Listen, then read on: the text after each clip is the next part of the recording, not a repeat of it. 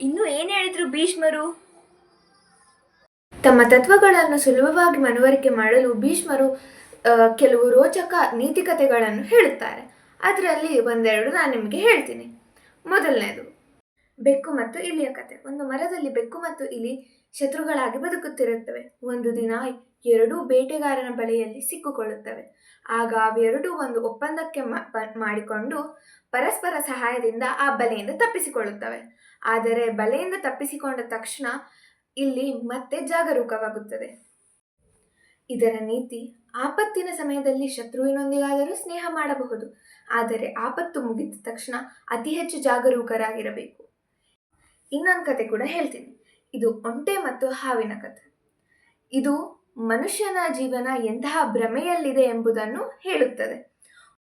ಒಬ್ಬ ಮನುಷ್ಯ ಅಡವಿಯಲ್ಲಿ ಆನೆಗೆ ಹೆದರಿ ಓಡಿ ಬಂದು ಬಾವಿಯೊಳಗೆ ನೇತಾಡುತ್ತಿರುವ ಬಳ್ಳಿಯನ್ನು ಹಿಡಿದು ನಿಲ್ಲುತ್ತಾನೆ. ಬಾವಿಯ ತಳದಲ್ಲಿ ದೊಡ್ಡ ಹಾವಿರುತ್ತದೆ. ಬಳ್ಳಿಯ ಬೇರನ್ನು ಇಲಿಗಳು ಕಡಿಯುತ್ತಿರುತ್ತವೆ. ಅಷ್ಟರಲ್ಲಿ ಮೇಲಿನಿಂದ ಜೇನಿನ ಹನಿಗಳು ಅವನ ಬಾಯಿಗೆ ಬೀಳುತ್ತವೆ.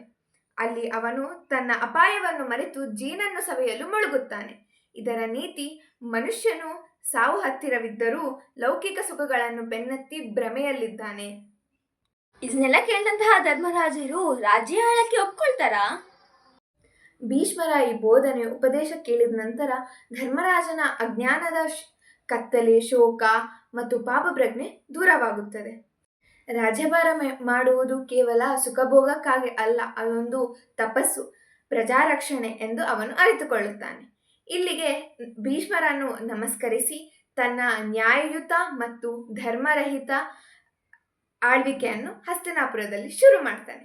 ಇಲ್ಲಿಗೆ ನಮ್ಮ 12ನೇ ಪರ್ವವಾದ ಶಾಂತಿ ಪರ್ವ ಮುಗಿತು. ಇನ್ನು 13ನೇ ಪರ್ವವಾದ ಅನುಶಾಸನ ಪರ್ವದಲ್ಲಿ ಭೇಟಿಯಾಗೋಣ. ಜೈ ಶ್ರೀಕೃಷ್ಣ.